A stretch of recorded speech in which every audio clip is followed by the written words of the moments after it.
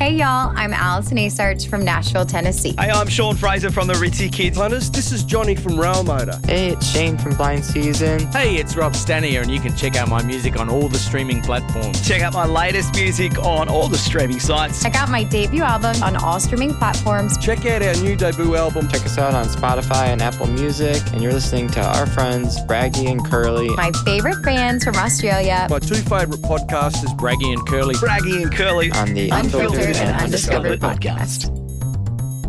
All right, so don't waste it, Rossi. I'm going to get started if that's all right. So, Let's do it. Hey there, hey there, everyone, and welcome to episode 140 of the Unfiltered and Undiscovered podcast. We've got a very special, two guests tonight from Storm the Crown, death metal band from Adelaide. So whoever says nothing much happens in Adelaide, I think our two guests today will actually share that maybe that's not entirely true. And of course, we've got Braggy, our co-host from Adelaide. Again, for once we're outnumbered, Rossi. Yeah, finally the Northern State bastards are outnumbered. Yeah. Oh, I'm a Northern State bastard now, am I? Hang on. Yeah. Normally you're a Queenslander, aren't you? Not tonight, I'm not. He's joined the dark side tonight. There's three of us. Yeah. Yeah, he always goes where the numbers are. He jumps on the bandwagon. We know that. No. Hey, Braggy, Yes. the Redlegs. Let's start with the Redlegs. They started with a win, and you couldn't be happier. Went to the home game, first home game last week. Mate, I reckon it was pretty packed. I reckon it might have been somewhere between 5,000 and 8,000, so about the same as an NRL crowd. I was Is that waiting for right? that one. Yeah, Is that right, Rossi? that joke's growing old, isn't it? Yeah. I don't know. Yeah. Look, Adelaide at the moment is, as one of our guests just mentioned before, when we're off air, Adelaide's just crazy AFL at the moment because we've got Gather Round, which is like magic round for you NRL guys. All the teams playing in Adelaide, and they're playing up in the hills, and they're playing at my local ground, Norwood, and there's like 4 or 5 games at Adelaide Oval. So everywhere you go, maybe not quite today, but tomorrow you'll see everywhere you go, everyone's got a scarf. And Yeah. down at my local coffee shop, there'll be, because there's lots of B&Bs around this area, it'll be packed. There'll be people with no teeth there from Collingwood, and that's that same sort of, I hate to say it, but Port Adelaide ones as well would probably. Yeah, Port Adelaide get a bit confused sometimes. For those in the northern states, just insert South Sydney Rabbitohs supporters. Yeah. So Shane, Waffles, and Killer from Storm the Crowd. Guys, I've got to ask the question, do you have a SA Football League team that you follow or used to follow or don't pay any interest to it at all?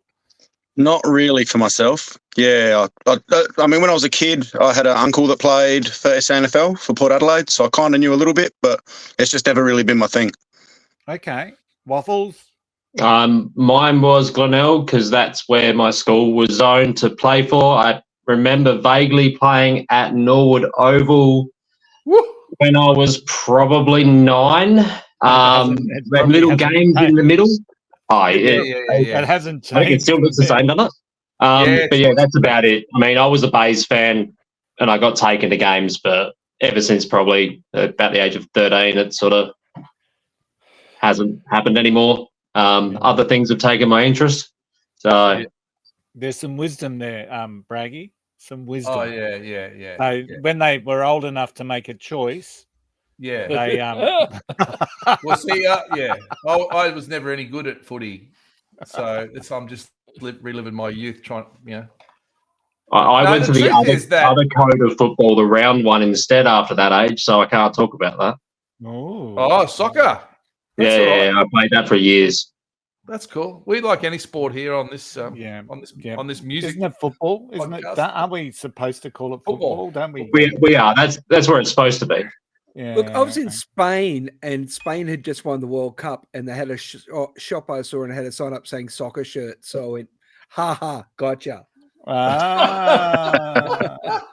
That was used it ever since. That was for the travelling Aussies. Probably was, All right. All So, right.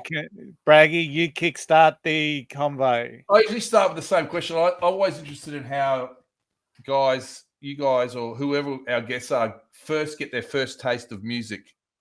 Like when you're young, was your mum and dad or older brothers into music? When was the first time you thought, "Oh fuck, I really like this thing called music"? I know exactly when it was. Mum and Dad's record hit me with it. collection. Yeah, Mum and what'd they Dad's have? record collection. It was Paul Simon's Graceland album, and I played that thing over and over. Wow. Truly. Well, Yeah, it's a classic. amazing. And I still love that album to this day. Yeah, it's a great album. Oh, fantastic. And what about you? Mine definitely wasn't that. Mine was my big sister, who's 5 years older than me. She actually used to have music taste, and she introduced me to Anthrax and Dead Kennedys. So Attack of the Killer Bees was one of the first thrash metal albums I ever heard. Yeah. And it's just always stuck with me. So, and that like progressed to Dead Kennedys, and my cousins got involved with Black Flag, Dead Kennedys, Suicidal Tendencies, and just went from there. So it's always been the heavier side of stuff, whether it be punk, metal, or something like that. But yeah, that's where mine started. And that was when I was dipped in. 100%. I was just like spoon-fed it and ran down my throat. And I went, yeah, I love this. And it's just been that ever since. This journey go ahead, from Colin. Paul Simon into death metal is one that I've just got to hear. And, I mean, I could keep going and I've got moments like the first time I heard a heavy metal album that blew me away. The first time I heard like a rock guitar that blew me away. I remember all these steps along the way.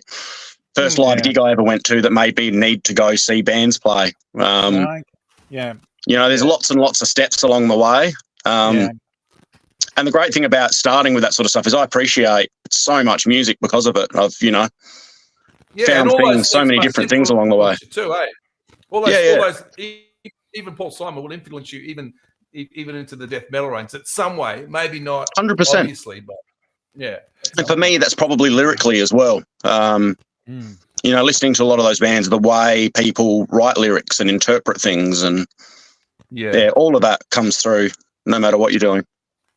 Now, I guess, settling on that metalcore genre stuff, whilst it's heavy and it has, the influence of all that, hardcore punk stuff like Bad Brains and Dead Kennedys, of course, and all that stuff, it certainly does have a massively melodic side. There's really strong melodic stuff. And listening to your stuff, that comes through as well. But like all the metalcore stuff you hear, both it's a bit of a juxtaposition. It's very heavy. It has the halftime breakdowns, has all this sort of stuff, but it does have a great sense of melody as well. Yeah, it all goes back to the Beatles. Here we go. That's right. That's exactly right. Maybe. Oh, now he's bringing the Beatles already. Yeah, that's cool. I'll start talking about them before long. Me too. Don't worry about that. Tell us about how you got your name, and is it anything to do with the cranker? No, it was literally, we're at band practice and just trying to think of a name, and one of the guys just went, I've had this name kicking around in my head for a while. What do you think? And I think we came back the next week and all of us were like, that's the name. I think we had like 10 written down, didn't we, at one stage, and we just went, we just ended up on that one, didn't we? Kept coming back to that. Yeah, that's cool. So for all the adult, Braggy, we do need to say the Crown and Anchor is a pub. Fantastic hotel. It's a great pub. It's a very big, strong supporter, like quite a few pubs in Adelaide of live music. And I know these guys have played there. I'm pretty sure played there a couple of times. I mean, I've played there over the last 20 years in different bands. Fantastic place. It's just a cool pub. And Storm Crown's very much in keeping. They keep going. Storm Crown's very much in keeping with that style of music. It conjures up the sort of the imagery around the sort of stuff you're doing, I think, from what I've heard anyway. Yeah. So how do you get into, obviously, Shane, you're into the heavier sort of stuff straight from the word go. Yep. What about you, Killer? How do you progress to that? Yeah. So I was always drawn to that heavier sort of stuff, whether it be, like I mentioned the Beatles before, but hearing Help with like big it's got almost like a fry vocal in it where he's screaming towards the end. And it was literally, I think they were at the end of their session and he just fried his voice and that's the only way he could get it out. But I was always drawn to that sort of stuff. But for me, the album that switched things over was a band called Machine Head. And I heard a friend of mine gave me the album and I just listened to this album and blew me away. Super catchy, super heavy. And then that led me into Pantera and those sort of bands. Probably at about 13, 14. And then that led me into punk, into hardcore, which was very much going to see local bands play, got me into that. A lot of people start talking about early hardcore and early punk rock. And for me, like early 90s stuff, I couldn't tell you in overseas bands, but I could tell you almost every Adelaide band and where they played and when they played and all that sort of stuff. I was so into it. See much of the Mark of Cain? Love the Mark of Cain. I thought you might. Great band. And the only reason I know who Mark of Cain was in the first place was Rollins. Yeah, that's right. He did Illinois, and what a great angry record that is. What a great fantastic album. Amazing album, and they're just spot on with it. But you can tell it's Rollins inspired. 100%, you can feel it. That snare drum tells you, doesn't it? Oh, yeah. It's a great sounding record, actually. I love it to death. I've listened to a lot of the Mark of Cain over the years, and that, like some of their earlier stuff, like Battle Sick and before that, didn't quite gel the way that album did. Right when they put that out, they just nailed it. Such an amazing live band as well. Huh? I definitely left an imprint after that album came out for the Mark of Cain. It sort of took them in a different direction and upwards sort of thing. Sure did. Lots of Rickenbackers, Braggy. Lots of Rickies. Okay. Yeah, lots of Ricky. Yeah. I can't afford a Ricky. You don't see. Too bloody expensive. It's not a guitar I associate with metal, the Rickenbacker. Yeah. Well, it's more of that hardcore. Lemmy. Lemmy. Well, yeah, Lemmy. That's all I got to say. Lemmy. Yeah, I guess Lemmy. I mean, there's been a few bands that I know have played Rickies over the years. Robotosaurus from Adelaide were, I'd say, mathcore cross metalcore, and that's one I associate with a Ricky. The bassist played a 4003, and that's where I first saw one of them being used pretty much in that sort of genre. So, Lime Spiders as well. Yeah. They do exist. But I mean, is a Ricky? I'm sorry, Curly, we're probably getting out of your area. You guys go for it. I'm just enjoying a drink. I wouldn't have thought like maybe the bass, but I wouldn't have thought a Rickenbacker guitar is that suited to probably not to tune down. Yeah, I'd probably agree with that. Yeah, a little bit unstable. Unstable. That's what I'm thinking. It takes a special amount of teching to get one of those things to stay in tune for very long. The Ricky, I saw the Damned in Sydney a couple of weeks ago, and the bass player was playing a Ricky, and it just sounded massive. But what I did find out about it, I thought was really interesting. He was playing 90 to 30 strings. Like really super light bass strings. Fantastic band though. Oh mate, they were pretty good. Like did they make it to Adelaide? They I'm not going to get. I missed them unfortunately. They played it here. They played it at High Street Music Hall. Yeah, I would have loved to have seen them with Rat playing drums for them. So Rat was fantastic. Oh, I can imagine. He's 68. Yeah. Rat Scabies, what a name as well. Like I'd seen him too. I'd done shows. A band I worked for, we did shows in 87 and 89 when they came out, and I've seen them maybe 3 or 4 other times, and they're just always good fun. Yeah. But I don't. I can imagine. This time. Yeah, don't think they'll be back. So thank God for the young ones for introducing me to them. Yeah, absolutely. Was it the young and Motorhead? Yeah. And Motorhead and Madness? Yeah. Yeah, the young ones were a massive influence. And Madness doesn't necessarily fit the death metal. It doesn't, but it's where I learned. The young ones is where I found out about Madness, and I do like my heavy stuff, but I like some weird stuff too. Madness is one of them ones that does not fit into anything else. But I do love them. Well, just I was listening to Alexi Sale just the other day with that classic that he's Hello, got John. Got a called new motor. No Pop-Up The other Toaster. one. That is the classic Pop-Up Toaster. remember- So, I remember watching Alexi Sales on ABC TV late at night when I was a kid. Like just Yeah, watching, he's on like in between, like around the goodies, sort of when they were on in the Oh, evening, and don't get me started on the goodies. Hey, it's let's talk. mine and Chris's childhood too. Let's talk about your music on Spotify, shall we? It's an EP that came out in 2023 called Valleys. So, and I've got to back Rossi up. Listening to this, there is, it's quite a contradiction in so many ways. You get that deep gravel sort of vocals, but then you've got this melody, and then you've got what someone listening in who's not into death metal would describe as normal vocals, and then you're going back into that genre stuff. So, and some of it actually felt like is it Oceans that sort of peaked. I thought I was listening to a cover with Oceans. It was just that familiar, almost poppiness to the tune. So, but I checked, and they're all been written by Storm the Crown. So, yeah, there's a genre, since I was researching today, of death metal called death and roll. Would you guys fit in that genre? I've never heard of that. Neither have I. I like it. Oh, it's like death metal or doom sort of stuff, but it's got more of that 70s rock band. 4 to the floor with a low growly 70s, guitar. Yeah, 70s rock band sort of style. It sounds like something that Turnbuckles would do, Rossi. Yeah, it does. With Bon Jovi out the front. I think it would be described as metallic metal as well, or something like that, which I didn't even know that was a genre either, but would be described as that. So how do you it's definitely something you can move your head to and sing to, though. It's not just the normal drop tune, drony chug. It's definitely got some melody to it.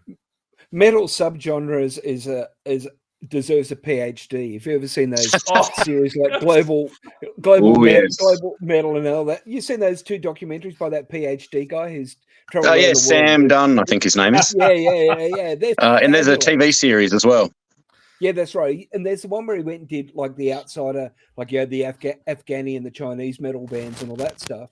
But then the original one where he actually takes people on the journey through where the origins of the genres are. But underneath each genre, there's subgenres. And like I guess metalcore is probably the overarching point where you guys would probably sit, maybe. Yeah. Yeah. For me, it's probably at early 2000s metalcore. Yeah. Who do you like? But then I'm personally influenced by some of the current deathcore bands. Yeah. Which are really big, scary, bombastic sort of vocals, often quite unintelligible, which I don't like. Yeah. So for me, I want to hear something that I want a riff you can sing along to, or a solo that you could sing along to. Something the crowd can sing along to as well, or scream out, or it's got to be catchy. But as we were saying earlier, I don't think it's a surprise that you guys have come from Adelaide. I've always found, like in the years I've been doing rock and roll, Adelaide's had a very big heritage of hard rock bands, hard rock players. Like really good musicians have come out of Adelaide. A lot of them have moved from Adelaide to here and back again. Yeah, and more so people don't have to move to Sydney, whereas 30 years ago you'd have to move to Sydney. But now you're able to stay where you live and launch yourself, things like cheaper flights, things like that make it a bit easier. But still, it's a bit expensive to travel around to the eastern states or even get over to Perth. But Adelaide's always had a very strong rock and roll heritage. I've always found, dozens of guys. These guys what I've read, Rossi. It's interesting you say that. I read today that these guys have been credited with reforming the Adelaide sound. Is that right? I've read that a couple of times because you guys are all from other bands originally, weren't you? A few of us are, yeah. Yeah, so, I've been doing vocals and I've played bass in a band for, 20 years. Okay. With reasonable local success. Yeah, so it's a bit of old school there. So I mean, my first band called Paradise Burning, we came up playing with like Parkway Drive. First time they played in Adelaide, we played with them.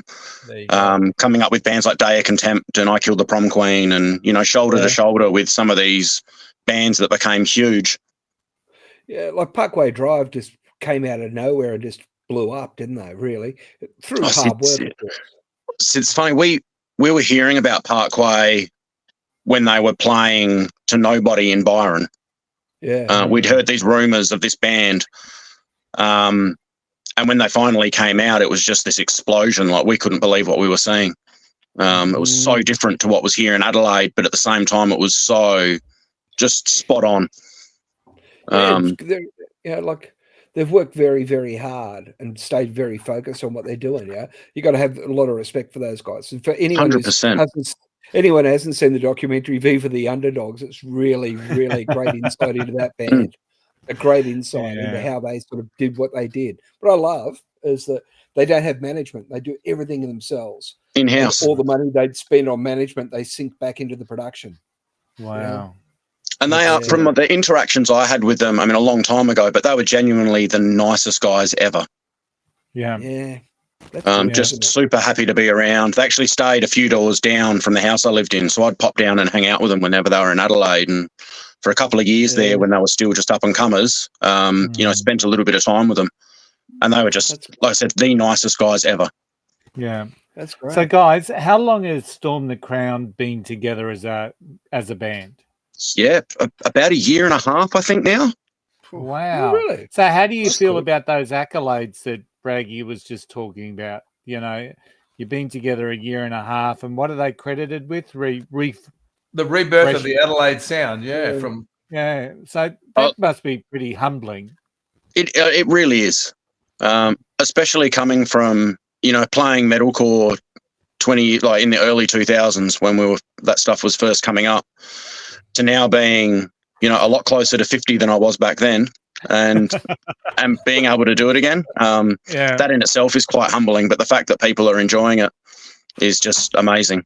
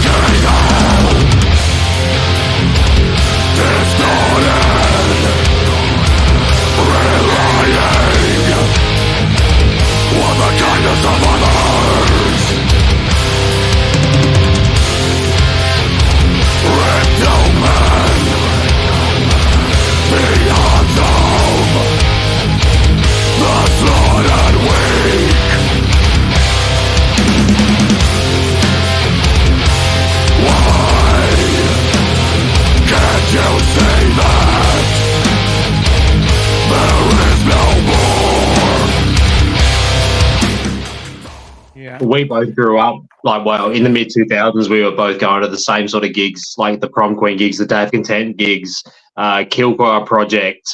These are all bands that were the normal ones for us to go see, and for us to be that to be said about us from the genre we actually all grew up listening to is great for us. I mean, we lived and breathed that. We went to them gigs every weekend. So, I mean, Chris lived it because he was on the stage. That's where I first met Chris years ago when he was playing Paradise Burning. So that's just an amazing compliment for us. We love it. Yeah. Hey, the clip for Neon is pretty fucking good. Oh, cheers. It was good fun doing it. It looks really pro. Tell us about. So, who you had someone direct that Tell us about that. Yeah, so we got, I don't know, it was super lucky. A guy called Brad Gilbertson. I got that right, didn't I, Waffle? Excellent. Brad is a awesome guy. There was a band around a little while ago called In Fiction. Right. He was the vocalist for them. They were more like a pop rock sort of band. Yeah, he's got a video. He's a video maker, documentary maker. He's actually got a documentary on, I think it's on SBS at the moment, called Still Standing, about arcade machines in Australia. Oh, okay. And a bit of a history of that sort of stuff, which is fantastic. Check it out. But yeah, we managed to score him, and he was super excited to do the clip for us. And where did you film that at? It's actually where we at our rehearsal space. Okay. Yeah, so it was nice and convenient in that respect. You know, we rocked up to practice, did the video, put the lights up. I had the barbecue going while we were doing it, and yeah, it was a good day. It was a more interesting band practice than normal. It was a longer band practice than normal, but no, it was good fun.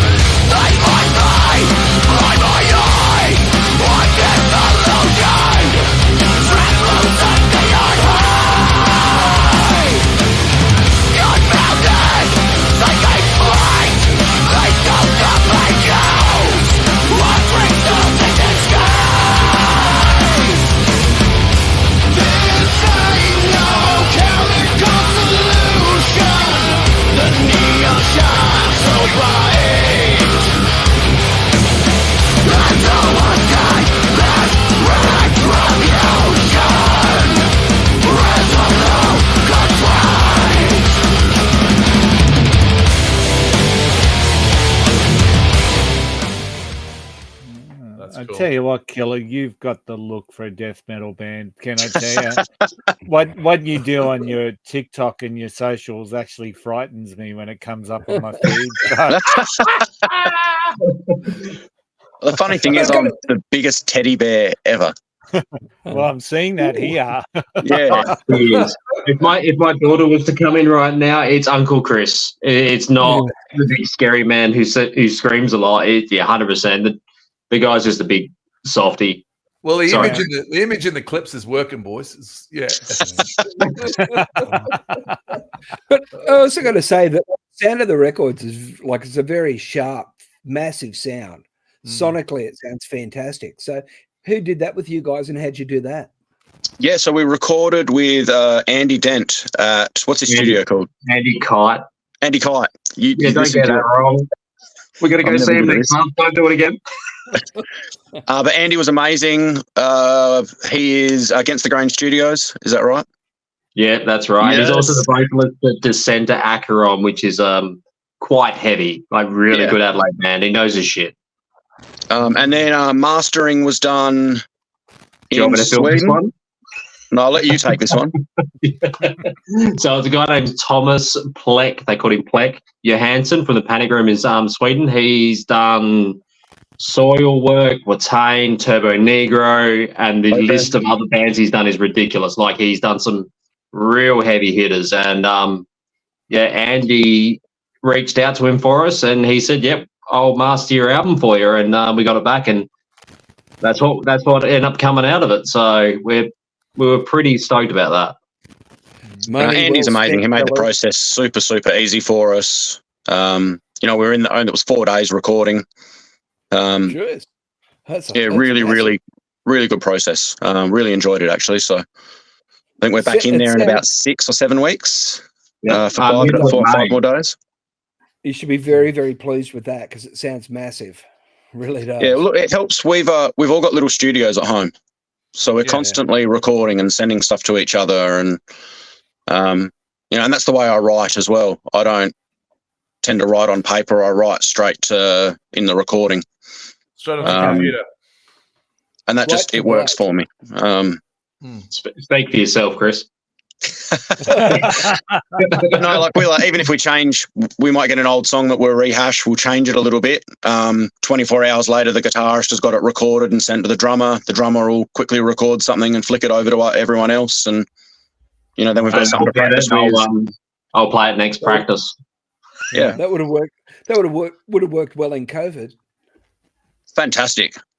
I actually love that period. If we were together, it would have been fantastic. I actually started a solo project during COVID and I put out about 22 songs over 12 months, I think.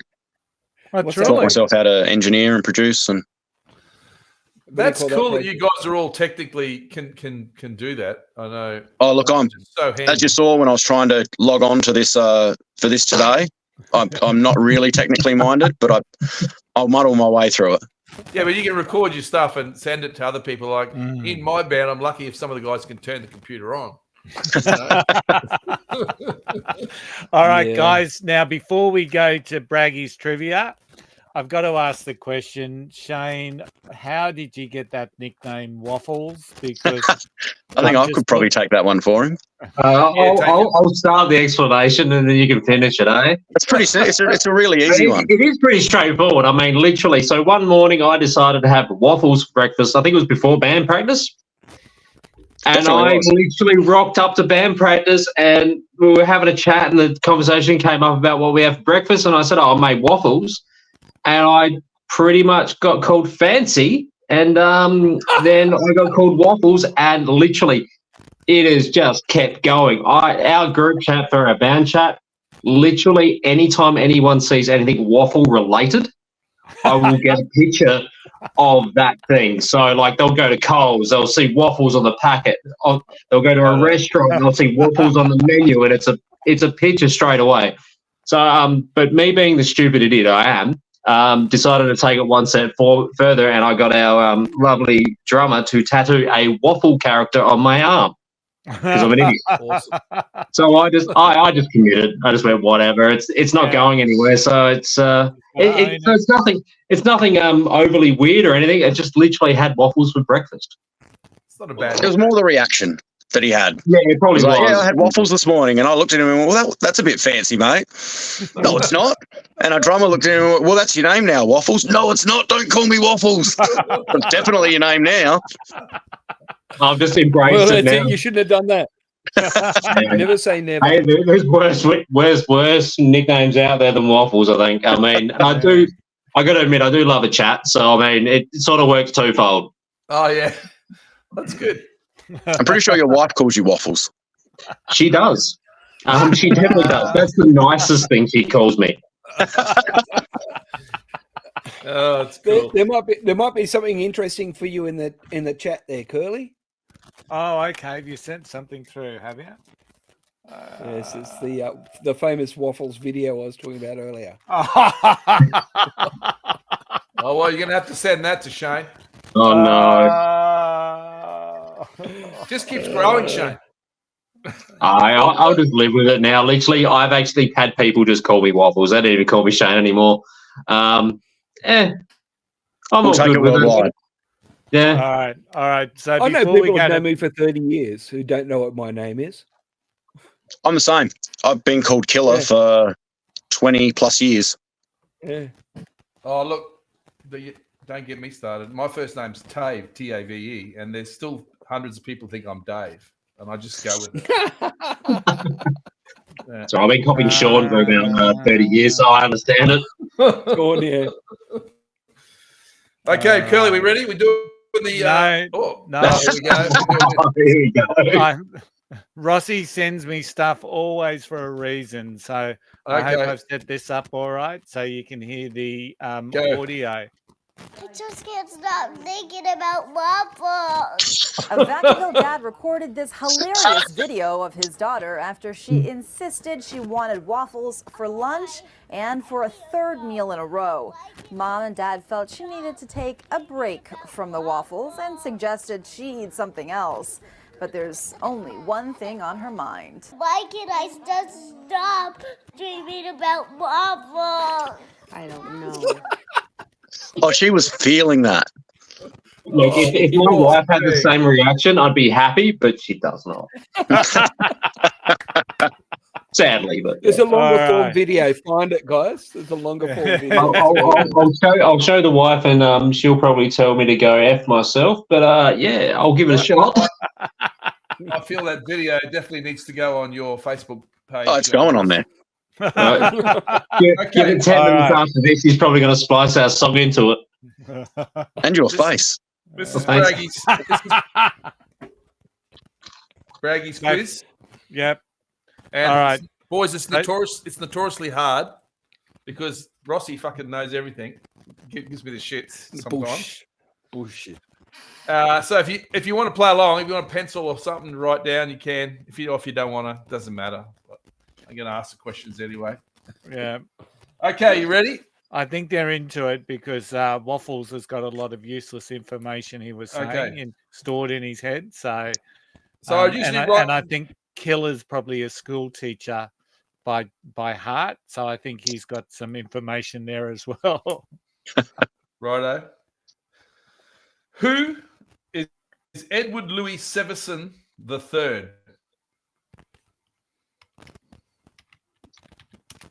That's question one. Who is Edward Louis Severson III?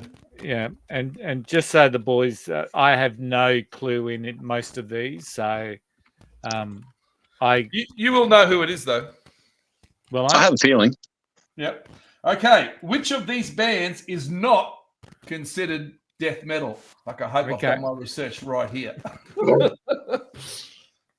I'm going to give you 5 bands. One of them is not considered death metal. Yeah. Hour of Penance,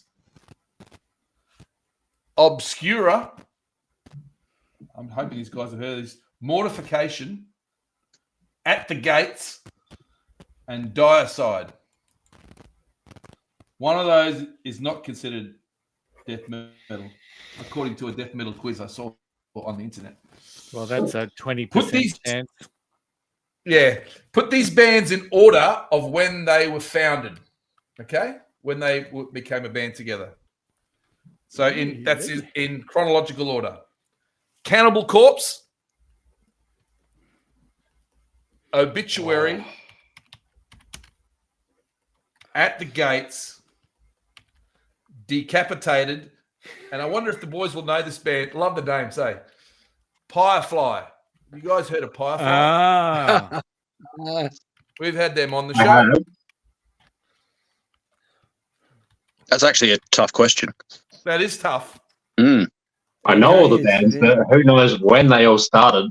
Well, have a guess. Cannibal Corpse, Obituary, At the Gates, Decapitated, and Firefly. See if you can get them in order.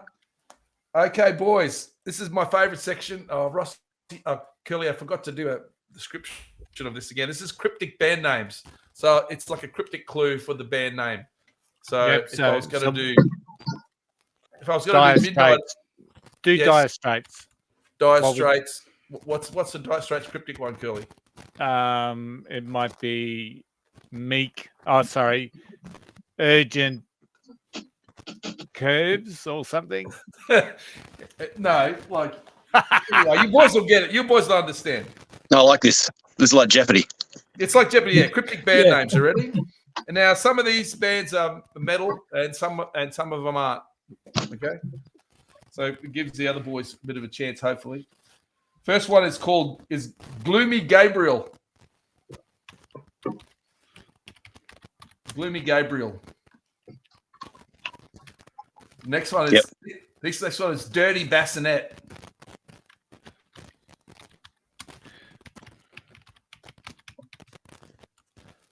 I love this next one. Treacherous Vicar. They could be band names themselves. Okay. Great song title.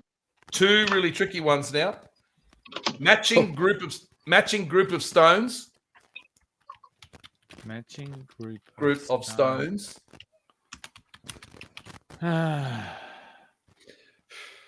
It's killing me. It's killing me.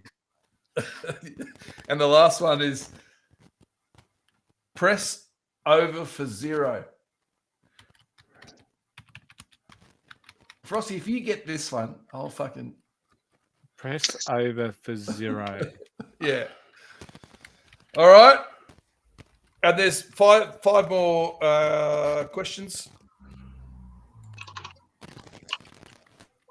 These are called dead questions. You ready? Okay. Who was the death cab for? Yep. Yep. Who sang Yep. death? Who sang Death on Two Legs? Who asked to be sent dead flowers?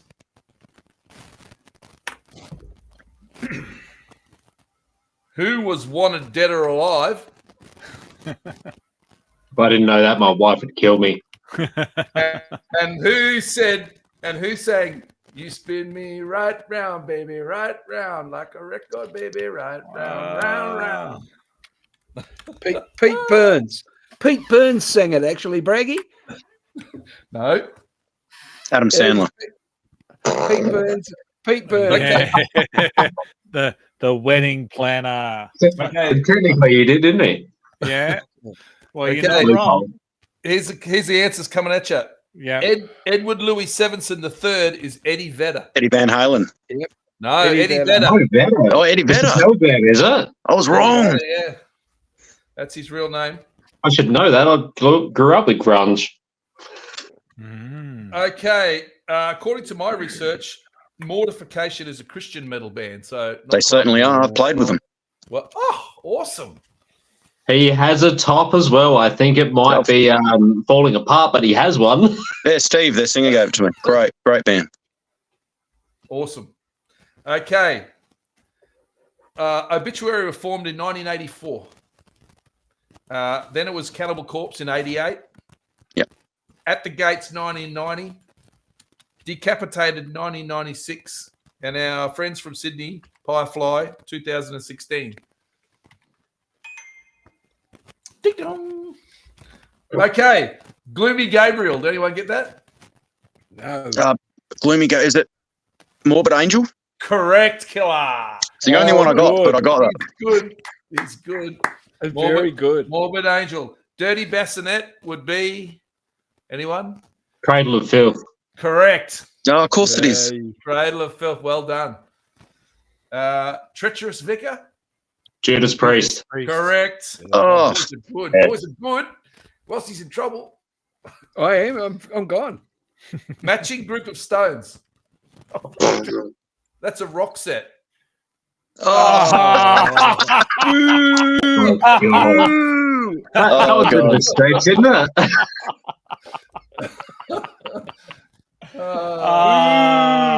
Oh. And press over for 0. Now, Rossi and Curly, you guys are sports fans. What's an over for 0? That's a negative, isn't it? Maiden. It's a maiden. Iron Maiden. Iron Maiden. Oh, Iron Maiden. really? I was well fucking off then. That was a tough one. That was a tough one. That was very good. Now I got, I had the word negative for 0, so I was just going. I'm stupid. Yeah, I'll just shut up then. that was a That's tough really one. cryptic. Really It was. cryptic. Whoa, Chris, I was nearly going to. Yeah, okay.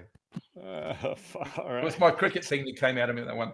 Okay, it was a Death Cab for Cutie. Yes, it was. Death on Two Legs was by Queen. Send Me Dead Flowers was the Rolling Stones. Bon Jovi sang Wanted, Dead or Alive. And Yeah, that's the one my wife would kill me for. And Dead or Alive sang You Spin Me Right Round, Baby, Right Round. But the singer of Dead or Alive was Pete Burns. Yes. That's Yes. Lovely See, bloke. I might know most of these songs, but I wouldn't have a clue who sung them. Look, I tried to make Except for it Bon hard. Jovi, I suppose. How'd you So go, I got Curly? 4. That's all right. I guessed 1. Actually, I guessed 2 You had when you said them the second time. That's all right. I got Rossi? 7. 7. Killer, I reckon you won. Yeah. Oh, maybe. Just claim it anyway, Kelly, if you're up. Yeah, I'll take it. So, yeah, I won. All right. I know.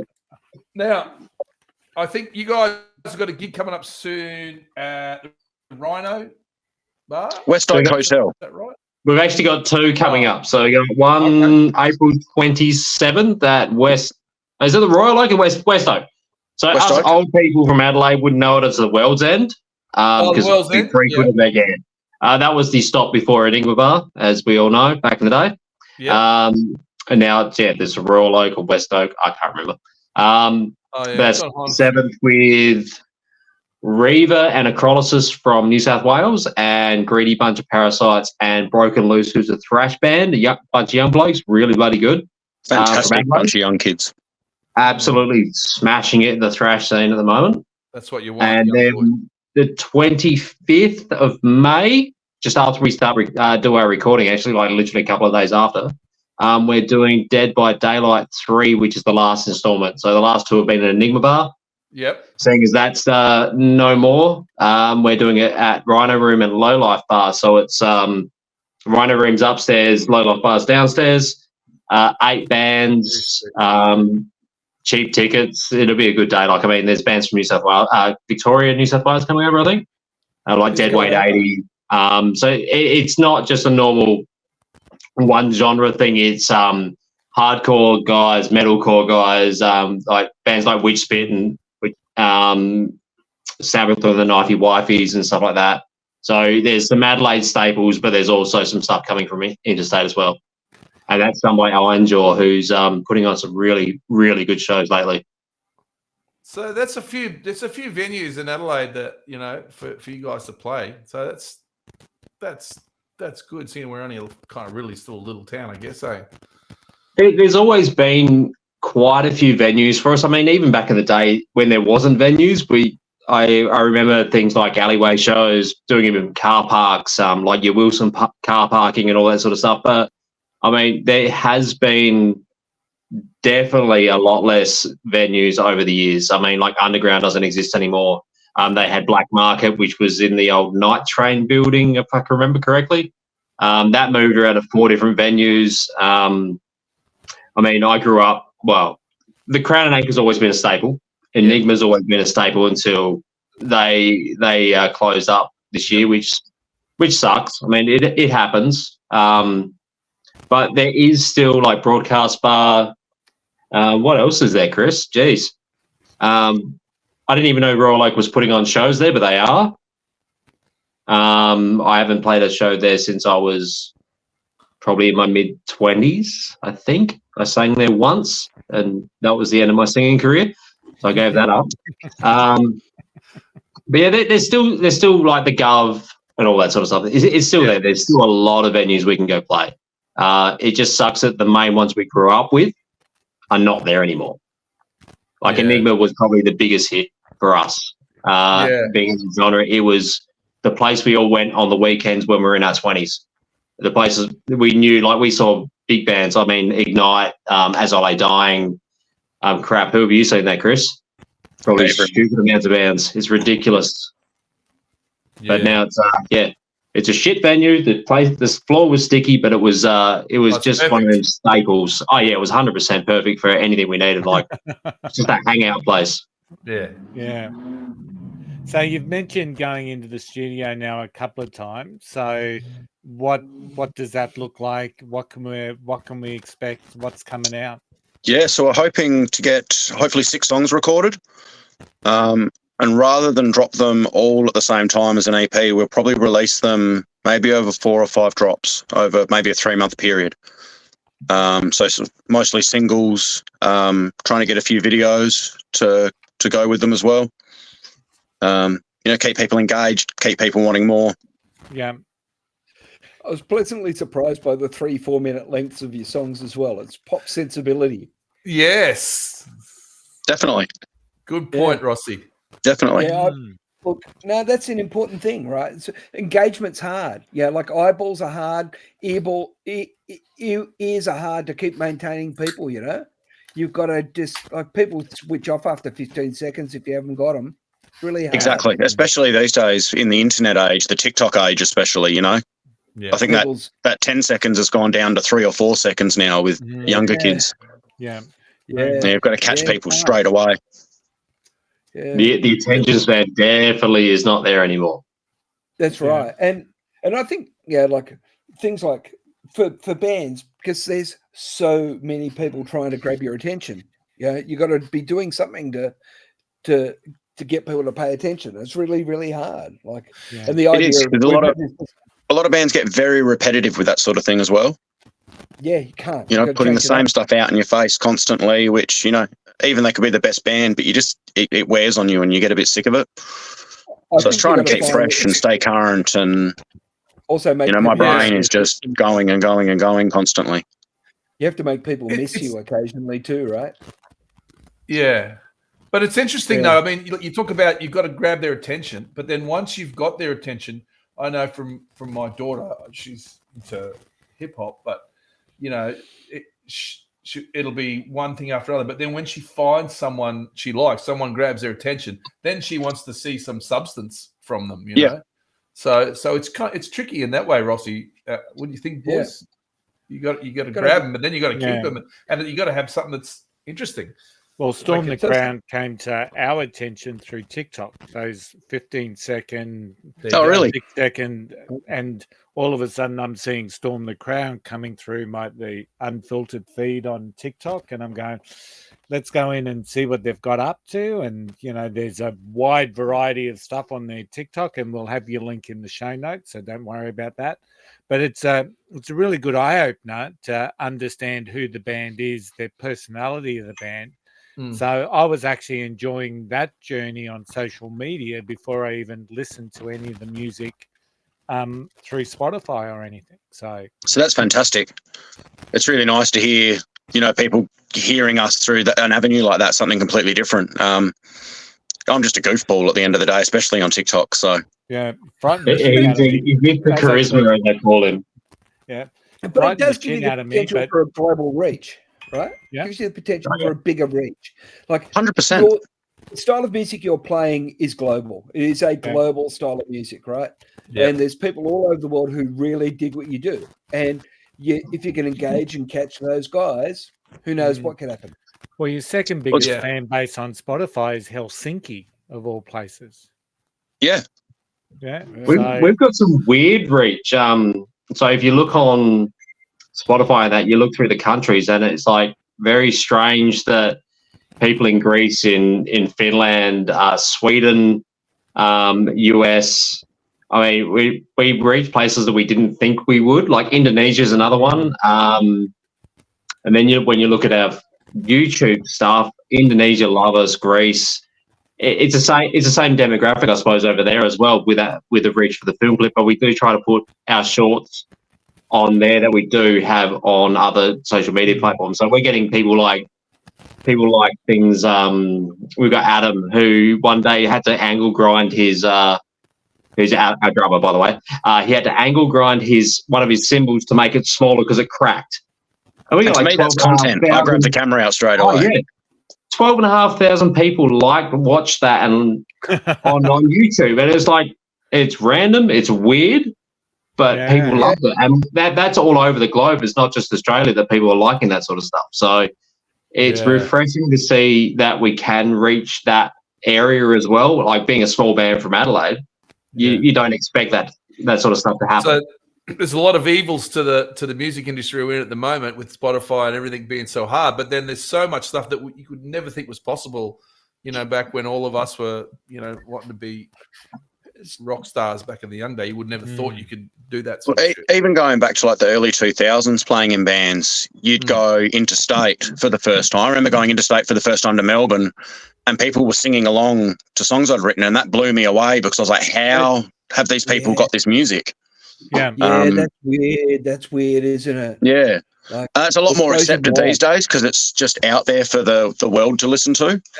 But back then it was like, wow, I'm only in Melbourne, but people know the words and they're singing along, and how has this happened?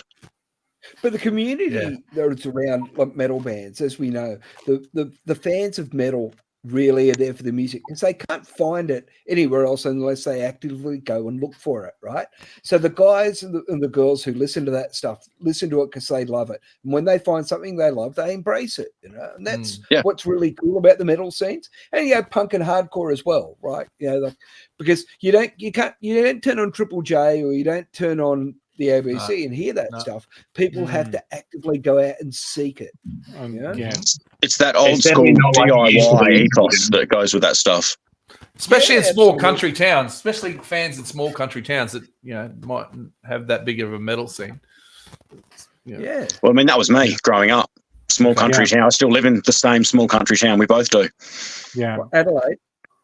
Oh, we're about that area. And we're both about an hour and a half out of the city. But wow. Yeah. Whereabouts? A place called Victor Harbour, a little country quiet town. I've done a gig there. I've done a gig in Victor Harbour. Yeah. We'd like to do a gig here, but we're the Crown. I would have heavy. It's a bit of a blur. I was touring with an Adelaide act, actually, that came across the eastern states, a guy called John Swan. We played Victor Harbour, we played Murray Bridge, we played the Bridgeway. Was that any music connoisseur from Adelaide would know that name. We should know that name. They should know. He's a very good singer. Yeah. He's been around for a very long time too. All right. Couple of questions from me, and then we'll start the wind up. First up, can we expect a Paul Simons cover from Storm the Crown? Hey, I've actually been doing some vocal covers on our YouTube channel. Okay. I have a Paul Simons song on the list. I didn't even know about that one, really. It's a long list at the moment, but I've got two vocal covers I've got up there at the moment. I've got two more I'm in the middle of working on in my home studio. Yeah. That'll be good. Yeah. Oh, we lost Rossi. Okay. That's that small town internet that they have in Sydney. From Sydney, yeah. And my second question is it a ploy to just have a one-word title for each song? That's me. I don't know what it is. I just like it. Yeah. I tried other songs with multiple words, but it always comes back down to one word. Okay. And they all kind of fit together somehow as well. Like and that's just coincidental. Neon Ocean's Purest Valley. Yeah. Well, Purist start off Purist Kiss, and then it just got shortened along the way, and then they just stuck. Yeah, that's cool. Yeah. And so you guys got plans to go or any gigs interstate? Not at this stage. Coming up? Okay. No, not at this stage. Wanted. We would love to go and do something interstate. I mean, it's just we've just got a plan for that. I mean, you got to see what's about as well. So we don't want to go over and just run around like idiots. We're all old. Like, I mean, we're us two are nearly 45, so we're not spring chickens anymore. We can't go sleep in a van. It'll hurt a lot. So we've got to plan these things. And like most of the bands got families and stuff as well, so it's not just let's just pack up and piss off in a van sort of thing. Love to do it. I'd love to experience. I mean, Chris has experienced it. Yeah. I definitely have not. But it's definitely on the cards. We want to get over to Melbourne. We want to get over to Sydney. We want to get over to Brisbane. Perth as well. I mean, it's a longer drive, definitely. But yeah, definitely want to do it. Germany. Germany, France. So the old Wacken and Hellfest. I'd love to do that. You guys are kill it there. Yeah, I get a sense Europe's the market, isn't it? Yeah. Oh, 100%. Europe is huge for metal. Yeah. What happened, Rossi? Was it small town internet? I blame Telstra, and I'm going to be calling. I've got someone I know from Telstra from last week. I'm calling him. Oh yeah, that's right. All right, that was good. So, what's the is there a timeline for the new stuff coming out, or what's the thought there? We're in the studio as of May 16th, so we'll get our songs done. Hopefully, as last time, we went in there pretty prepared. We banged it out really quick. Actually, we're really happy with everyone. Like we don't go in half-assed. We're going to make sure we've got everything down as we walk in that door. So I mean, as soon as that's done, we get it mastered, and then it's in Fate's hand how long it comes back, and then we go from there. We'll do some film clips, and then we'll essentially drip feed them out, I suppose. Yeah, so there's a few little logistical bits in there with getting film clips and stuff sorted out once we've got everything back. But as soon as we can get stuff out, we want to try and get it out. So doing digital only, or you do physical media as well? Just digital at this stage. I have fantasy ideas at the moment of putting vinyl out, but it's just very 100%, we all expensive to do. Who's got that money? Oh, not us. It's not cheap. It'd be amazing to be able to hold a physical record in your hand of your album, but I mean, it's just not feasible at the moment. Suitcase Records in Brisbane, Curly. Is that right? Absolutely. Suitcase Records. If you are looking to do vinyl, we've had Suitcase on the show, and they're a lovely couple. No, fantastic. Family business, and they're really in it for the. They do small runs. Yeah, small runs. So I'm not quietly Googling it at the moment. Don't worry. Okay, no worry. Just make sure you tell them that Unfiltered and Undiscovered sent you. They would definitely tell them you sent us. Yeah, not that it gets you a discount or anything, but just. I guess we can't ask these guys to give us a shout out on the red carpet at the Golden Guitars next year. Because that's the other thing. Well, when you guys make it, all we want to hear at the Grammys or whatever acceptance award that you've got, Metal Hammer. Just shout out to the boys, and that's it. We'll be stoked. You don't even have to mention. I think we can do that. That's our goal for this year. That is our goal. We love talking to we love talking to guys like you, and just it's been good. It surprised me, your music. I mean, we've had death metal bands on before. As I said, I saw you on TikTok. I started to gel with the personality of the band.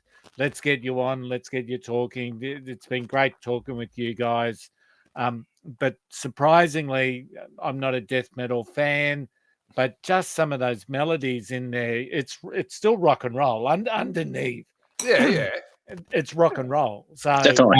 Our lead guitarist writes some lovely things as well. Like he does definitely. He has that vibe about him where he can actually write a riff that is quite catchy. Same as that rhythm guitarist. Like they both write together. They don't do it separately. So they'll bounce things off each other. So it's sort of it helps when they work so well together. And actually can make those riffs that are actually enjoyable and not just drony crap. Yeah. Not anyone that writes drony crap, but I mean, it is what it is. I'll tell you what's fun. What instrument do you play? I'm the lowly bassist. I'm the hence why I was drinking as soon as you came on the screen. I had a beer in my hand already. That's just what happens with bass. I think that's just a thing. No, I think you'll find the bass player is the most important member of every band. Don't say that. Because he'll say I've got a big head then. Boys, I've got to show you the most Adelaide bass guitar you can ever have. Hang on one sec. I've got to get Please do. Okay, well while take we're your shoes off, Braggy. Take your shoes off. Yeah. So while we're waiting, is he coming back naked? Yeah, no. Is he going to do a Nick Oliveri? Here we go. Oh, that's awesome. It's made from a wine box. Yeah. Oh dear. Barossa. You can't really get much more Adelaide than that, can you? Unless you put it in a barrel in a. Can't get any more Adelaide than Barossa. Oh, you could chuck it in a barrel in an old Bank SA building. I mean, that's fairly Adelaide as well. All right, guys, we're going to start winding up. But before we do, Rossi, do we have a backstage story for tonight? Oh, gee. Look, I was thinking about a few of those. And one of them was we were touring with this New Zealand heavy metal band that had come across from New Zealand, right? And this is back in the 80s. And, they had the whole thing, the chains, everything. Yeah, it was the full sort of like, if you remember a band from Adelaide called Escape, John the Beast. Yeah. Remember John the Beast? That sort of thing, like the whole, chains and anyway. So we got wind that this New Zealand heavy metal band had never seen the film Spinal Tap. Oh. So we've gone out of our way, and the sound guy's gone and got a video recorder for their hotel room, gone in, got a copy of the tape and taken it in, and left the band with it. And we came in about 2 hours later, and they're ashen face. They were very, very upset, and it really soured the relationship with us. Now, the irony of it is the band's name was Stonehenge.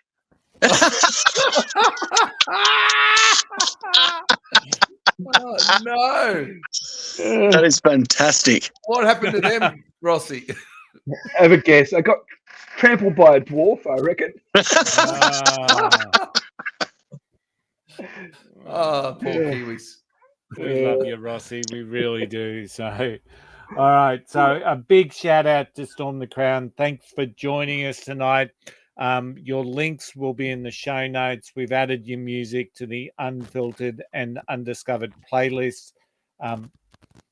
Now well over 330 songs. So every band or music we talk about on the podcast gets added to that playlist. So it's growing and growing, and it's awesome to see. Guys, it's been awesome having Waffles and Killer on the show. And I mean, just even the bloody nicknames are a contradiction, aren't they? We've got Killer and then we've got Waffles. So metal is full of paradox. Well, Killer mentioned before that the band you're talking about Mark of Cain or someone and said they were such nice guys. I think every metal band we've had on here have been, good guys. They always are.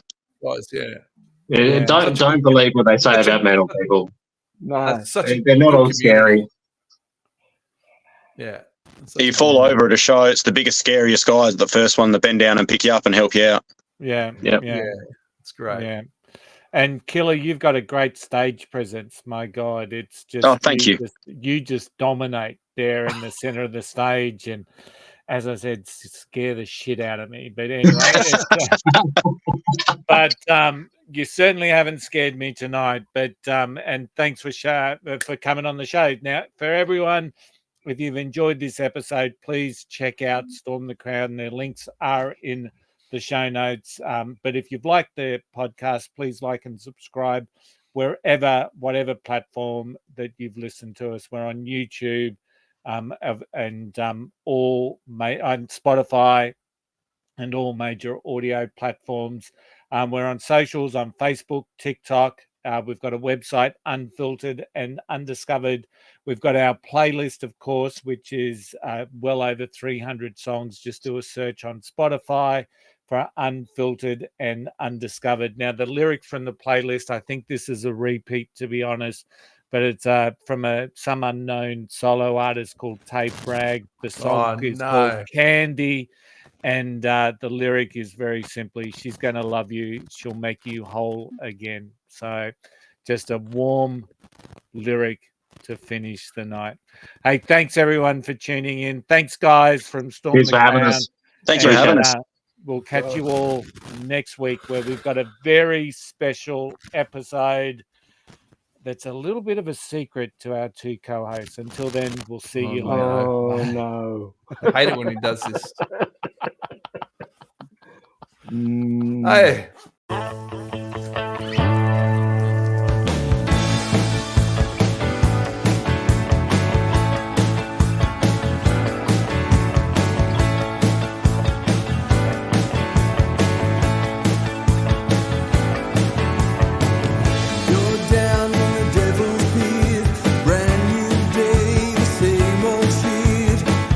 Hot sun on a broken back, a broken heart, a dead end track.